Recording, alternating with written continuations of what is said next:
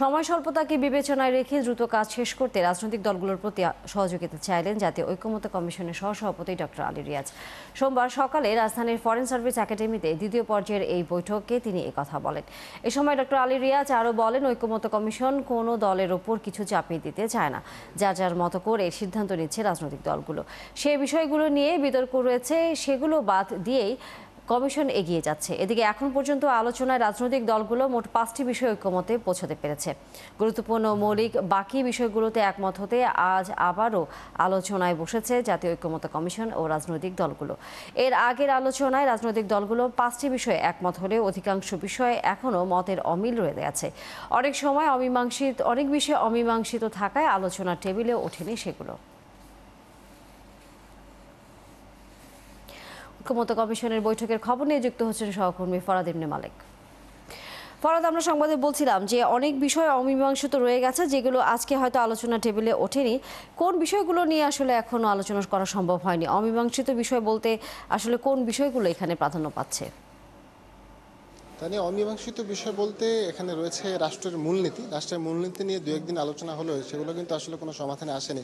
প্রধানমন্ত্রীর মেয়াদকাল 10 বছর থাকবে বা 2 মেয়াদ থাকবে, কি বিষয়ে দু একটা দল কিন্তু এখানে অমত জানিয়েছে। দ্বিকক্ষ বিশিষ্ট সংসদ নিয়ে আলোচনা হলো, এটা কোনো সুরাহা এখনো পর্যন্ত হয়নি। রাষ্ট্রপতির নির্বাচন পদ্ধতি নিয়ে কোনো আলোচনা এখনো পর্যন্ত শেষ করতে পারেনি। এছাড়া সংসদে নারীর যে আসন সংখ্যা কিভাবে হবে, কি পদ্ধতিতে হবে, সেই বিষয়গুলো নিয়ে আলোচনা হয়নি।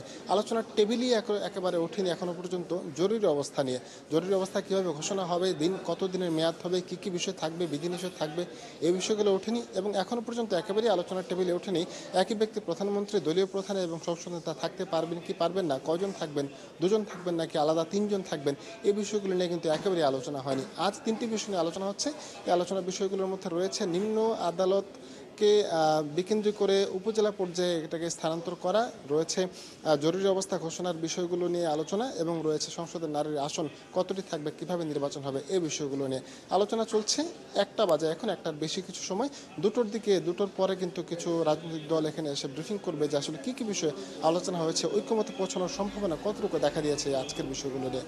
তো নিশ্চয়ই ফরাদ ইবনে মালেক, আমরা ফিরবো। যেহেতু এখন আপনি বলছিলেন কিছুক্ষণের মধ্যেই হয়তো কিছুটা বিরতি হয়তো পাওয়া যাবে, তখন রাজনৈতিক দলের নেতারা আপনাদের সাথে কথা বলবে বা দ্বিতীয় দফার বৈঠকও শুরু হবে। ফিরবো তখন আবার আপনার কাছে। ধন্যবাদ আপনাকে। দর্শক, সহকর্মী ফরাদ ইবনে মালেক আমাদের সাথে ছিলেন ফরেন সার্ভিস একাডেমি থেকে।